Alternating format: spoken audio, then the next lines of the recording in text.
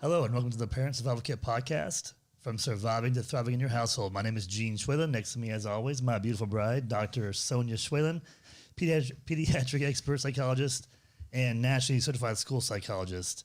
And today, we actually have a very special guest. I'm so excited. He's one of my favorite people in the whole entire world. As I should be. Gino, thank you for joining us. So Gino is our 17-year-old son. He's getting ready to graduate from high school and going to be turning 18 here in just a few months. And so parents, today we're going to interview a high school student, give you all the ins and outs of what really goes on in high school behind closed doors, all the things you really want to know that your kids won't tell you. Gino's going to lay it all out there for us. So I hope you're ready. You got to watch this episode all the way through. So, all right, Gino, question one. Parents want to know, what is lettuce? As you can see here, got the long hair. You used to call it lettuce. That's what we called it in like sophomore year. Okay, year. So it's not cool anymore. I haven't really heard anybody call it lettuce anymore, but if you want to, then it's cool, man. All right, so Gino, we're going to reflect. We're already outdated on the lettuce term. Yeah.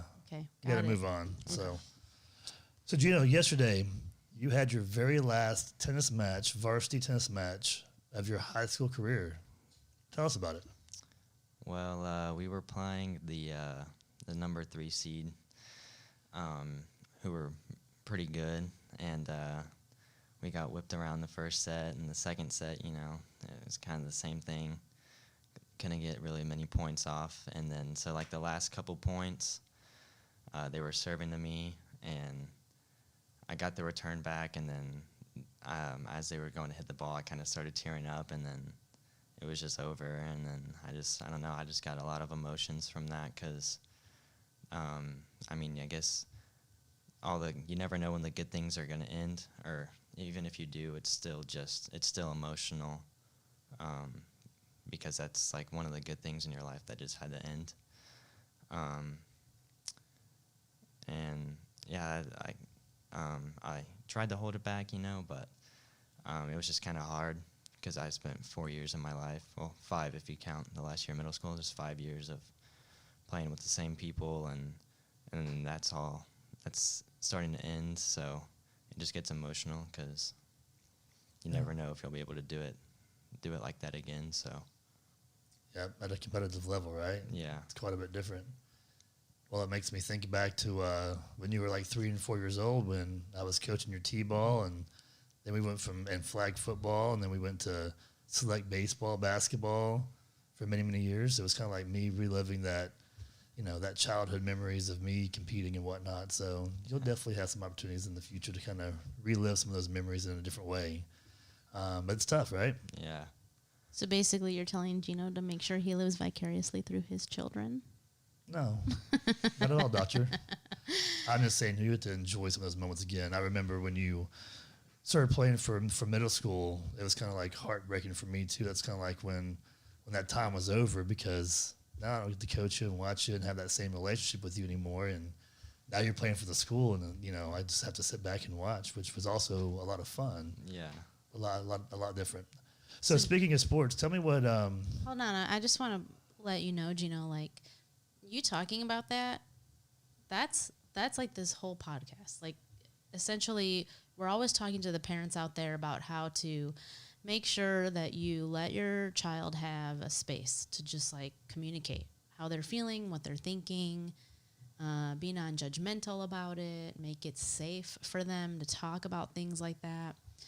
So what you just did, just like putting yourself out there like that, that's a big deal, because a lot of kids struggle to do that. You got, 2 of your parents sitting right here, and you just like put it out there. So I think that's really cool of you. Thank you for sharing that with us. Oh, you're welcome.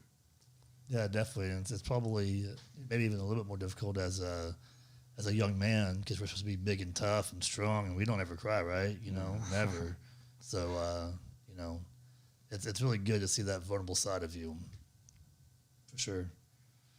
So tell me, what'd you learn through tennis? What did tennis do for you? To kind of prepare you for different things in the future from a team perspective. Tennis, can be individual, or you play doubles with a partner. But but you guys were a team as well. In fact, you were back there today just because you had one team member that made it to the finals and whatnot. So tennis is a team sport in high school for sure. Mm-hmm. So what's that do for you? What's it prepared you for? What are some of the things you can reflect on? I mean, I feel like tennis, obviously it's kept you in shape, you know.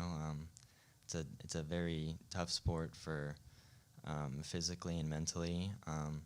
I feel like that it has gave me new friendships and also kind of like in a lot of sports like football, like you hit each other, you're not really respectful to the other person.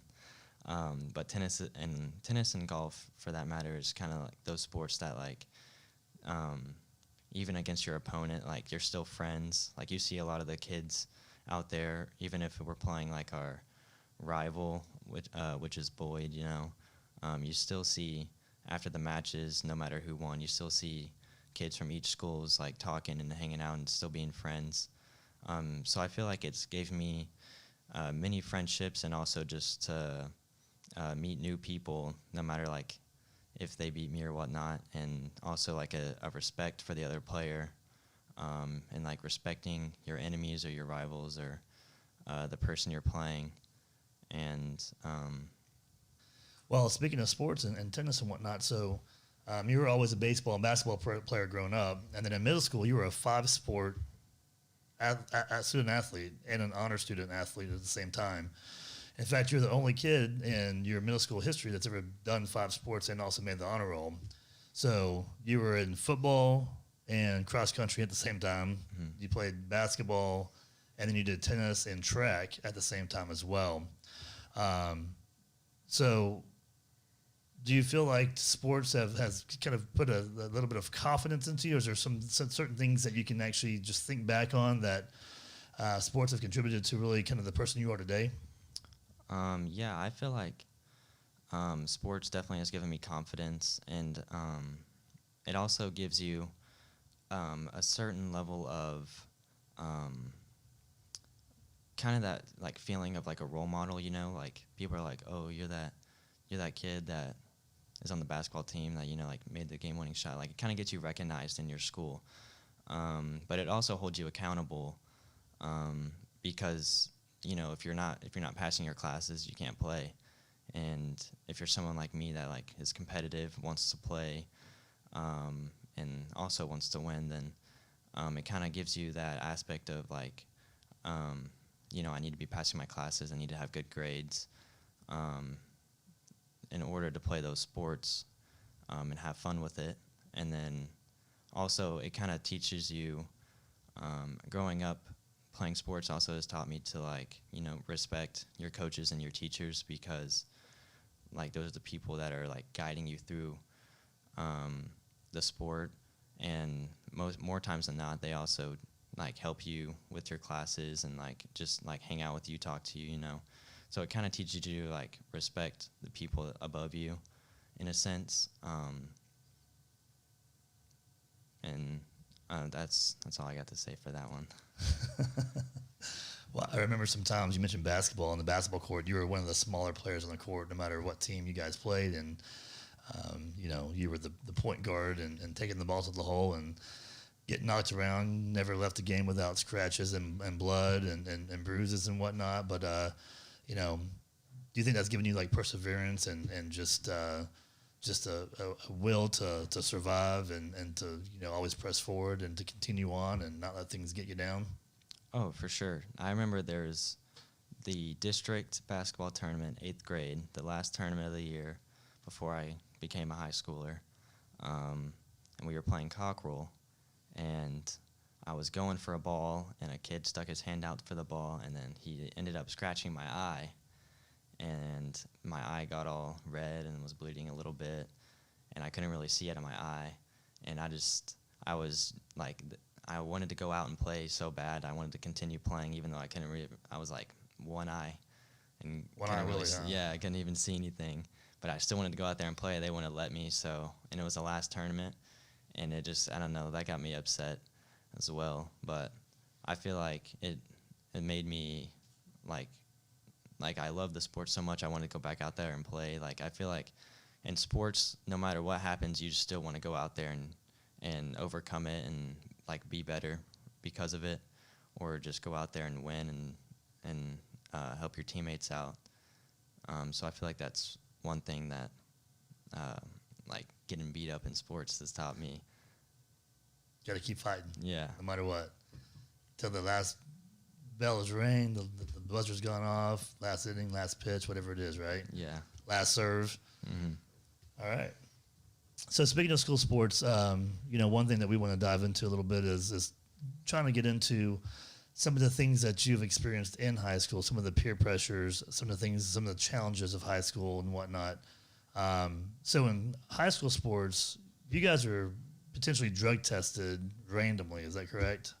Yeah. Not just in sports, but if you are in any UIL event, which is sports, band, orchestra, you have the potential to get unanimously drug tested. Okay. So have you ever been drug tested? I have not. No? Okay. Do you have any friends that have been? Yes. Do you know any friends that have actually failed their drug test? Not any of my friends personally, but I've had friends talk about how someone they know failed. Like their friends they know or people they know have failed. Yeah. Okay. So speaking of drugs, what type of pressures have you experienced throughout maybe high school, maybe even back to middle school, with just pressures of people wanting you to try drugs or knowing friends and whatnot who have tried drugs? I haven't had too many peer pressures with drugs, but I have had people or friends that who have smoked weed or whatever and wanted me to try it, but I said no, and because I knew I was gonna get drug tested and I just didn't want to try it, didn't want to have the potential to get kicked out of sports and stuff like that. But definitely there's friends of mine that spring break, that's when a lot of people want to smoke weed or do drugs and whatnot. And then that's when a lot of them get caught, is after spring break. That's when a lot of the drug testing happens because they have a week off of school.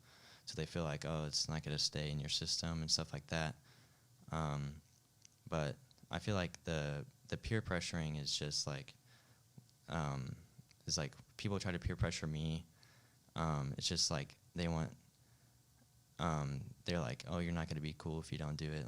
It's if you don't do it, then you're not cool. And then if you're not cool, then you're not liked. So that's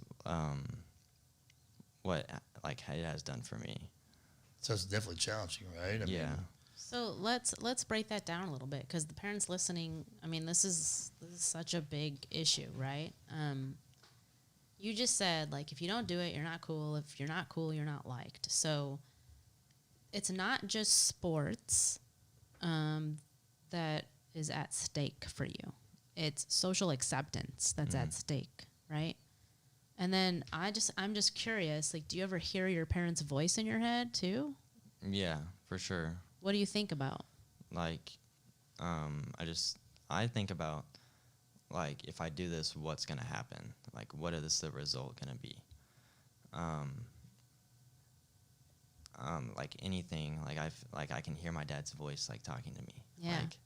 When he what said, is he gonna say? when he said, "Has sports taught you how to persevere and survive?" And I'm like, man, just having you as a dad has probably done that for him, right? so what are some of the things? What's one thing I told you though? But when you say no, right, and you're risking not being cool, not being liked. Yeah.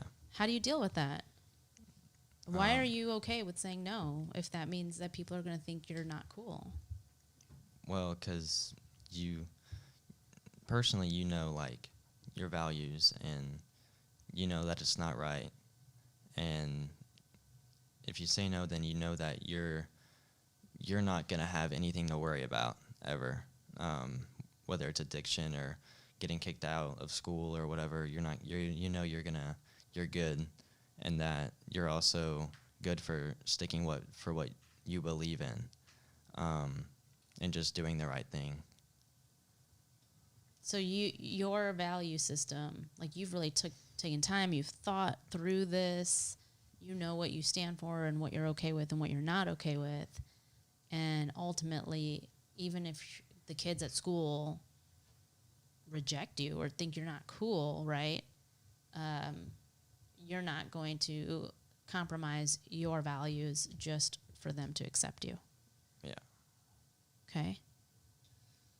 So speaking of like fitting in and being the cool kid and whatnot, I know how it was for me when I was in school, but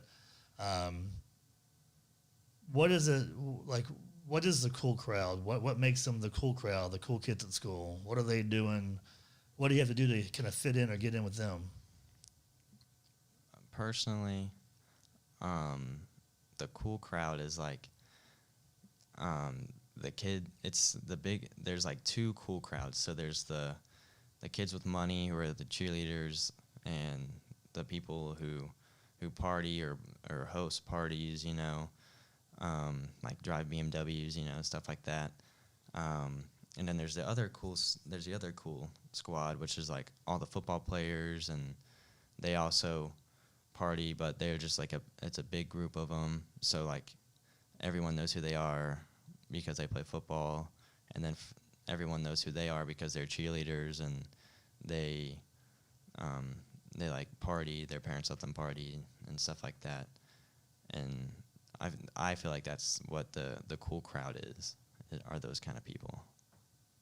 So you said like their parents let them party. So is Yeah. that kind of a common thing, that there are a set of parents and a set of kids who like are allowed to do those things at their parents' home, allowed to invite people over and drink and do drugs even though the parents are at the house? Yeah, there's like honestly, no matter where, like what school you look at, there's definitely always going to be those types of kids and parents. There's always the parents who let their kids drink and do drugs, and like don't really care about like their grades and stuff like that. They don't really hold their kids accountable, and let them basically just do whatever they want. And then those kind of kids, those are the ones who host parties, who party all the time, and like don't really go to school. They don't really care about school. And then there's parents that like only let their kids drink, but also like don't really care about what they do. And there's pretty much those kind of kids at like any school you look at. There's definitely kids like that at every school. Yeah, well, and you've had clients that, parents let their kids drink, but as long as it's at their house and they have some control over it and whatnot, it's okay. And there's a lot of that goes on. Yeah, and I meet parents of all different walks of life and all different value systems for how they're parenting, right? But we're doing an interview with a kid at a school in high school, right? Like 17-year-old in high school. So for you, from your perspective, you know that there's going to be all different kinds of things that different parents are going to allow kids to do, and you have to go to school with them. Mm-hmm. So what's it like for you, right, to be kind of in that setting when there's like so many different backgrounds, so many different things that parents are letting their kids do? How do you survive that? I mean, you go to such a big school, there's so many pressures, there's so many different groups of kids. Like, if you could tell parents that are listening, like, what do you want them to know about how they can help their kid through all of that? Because it's inevitable. It's real world, right? Like, there's going to always be different people, different walks of life, different value systems. How do you navigate that as a 17-year-old kid in high school? Personally, I go to school, I go to my classes, I talk to the kids in my classes here and there, get my work done, and then I go to tennis. And then those are like my main friends, like are the sports friends, or kids that I was in band with. Those are like the main friends. And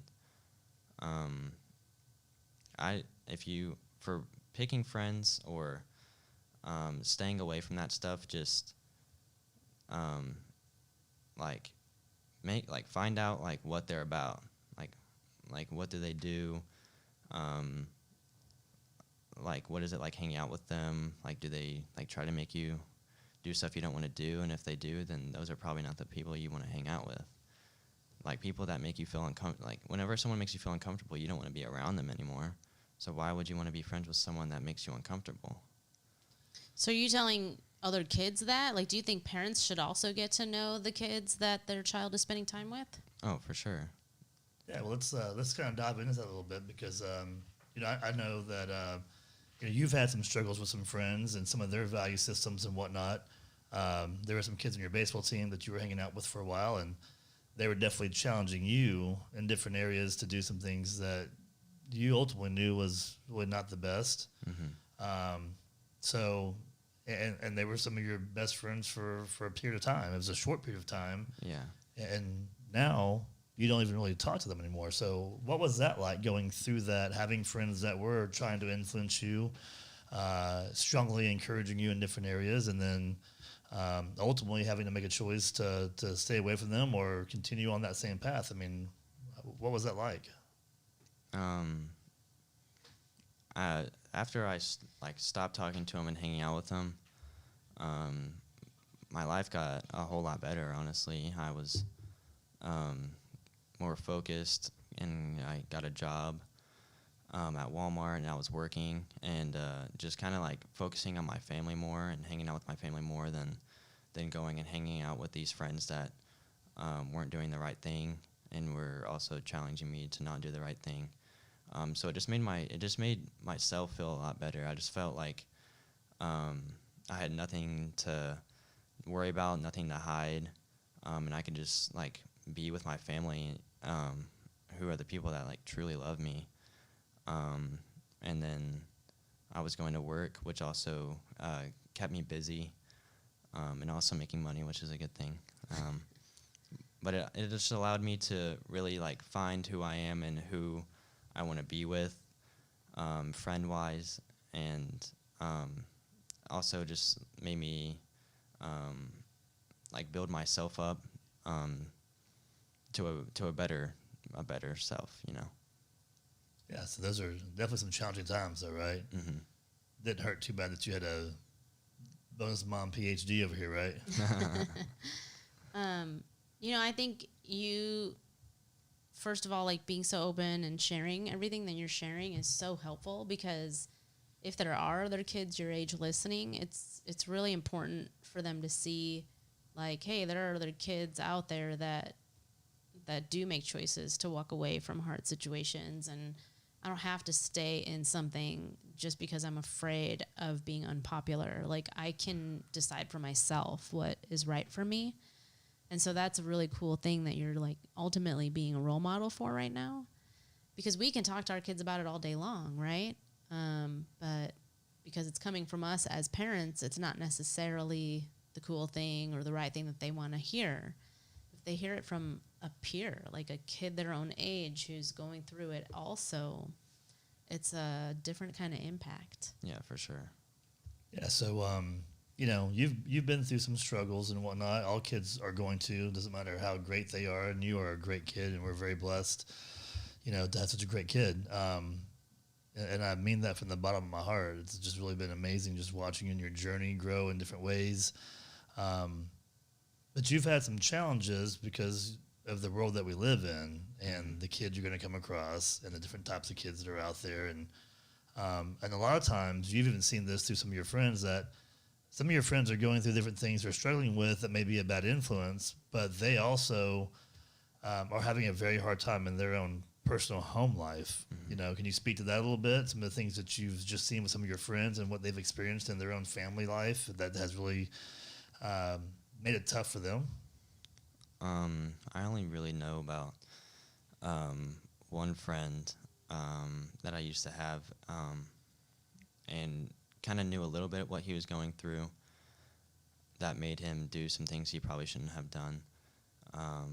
But his parents ended up getting a divorce, and his dad wasn't a very a good person to him, and so that was whenever he talked about it, it was hard for him, and that's ultimately like made him do some things he probably shouldn't have done, but it's also impacted him a lot. But that's really the only one thing that I know. So you mentioned earlier about you can hear your dad's voice or whatnot, and so what kind of dad do you think I am? If you could describe it to parents, you know, am I? What is some of those examples you gave before in the previous episode? The animal, like the parenting Yeah. styles. I mean, this is like putting me on the spot, man. Let me think. So there's the rhino, which is a parent who is like really stubborn and doesn't listen, but it's like my way or the highway kind of attitude. There's the dolphin who can, you know, like nudge and guide and Swim next to you understand, sometimes, sometimes swim ahead of you. Yeah. yeah, like understand when to like do more and do less and like balance all that out. There's the Saint Bernard. So there's emotional styles and parenting Oh, styles. that's right. I'm So on probably a different one, right? yeah, and I think I'm mixing them up now too. There is, I don't know. Let me just ask you this way. So do you think I've been a hard father, an easy-going father, or kind of a mix? Putting you on the spot, so you can just be honest. You're on camera. I would say I would honestly say a mix. You were hard when you needed to be, but then other than that, you were like a cool, easy dad. And then whenever I did something stupid or whatnot, you were sure to let me know about it. But like I don't know, that's just what I like about you. Like you're hard, like whenever I do something stupid, but you also are very forgiving and easy whenever I'm doing the right thing. And you are also very encouraging, which helps a lot. And I give you a hug and a kiss every single day, at Yeah. least once. Yeah. But not like 3 or 4 times, right? At least once. Even as a high school student. Yes. All right. We love hugs and kisses. All right. So let's talk about some fun things real quick, and then we'll switch gears again here in a minute. But what are some of your favorite interests as a high school kid, as a senior? Over the past couple of years, I've really started to like cars. American Muscle, from what right? Yeah, muscle. They're the ones that look cool and are loud, you know. And then sports is obviously an interest. And you know, I'm a high school kid, so I like watching my movies and TV shows. And I used to play a lot more video games, but I really don't play them anymore. But Why not? you know, just growing up, you have more focuses than whenever you're younger. You can just sit around and play games. Do you think you had some challenges at some times and maybe some concerns playing too many video games? Yeah, for sure. Yeah, video games can be can suck up a lot of your time if you're not careful. And so I kind of steered away from that, and really just I like watching YouTube. I like watching YouTube about like cars or like other things, maybe some games here and there, or just like random funny videos, you know, that people like to laugh at. Do you do any TikTok or anything? No. No, you never got No. the TikTok. No. All right, so Gino, I have a question for you, okay? I want you to think back because there's a lot of parents out there that ask me about this all the time. Device technology, video game addiction, like all of that, okay? Mhm. So I want you to think back to when you were playing video games and it was like really excessive. Do you remember those days? Yeah. Can you talk about what that was like? Like how much were you doing? What was it interfering with? And Do you feel like just you? that. Do you feel like you, at one point in time you may have had a gaming addiction?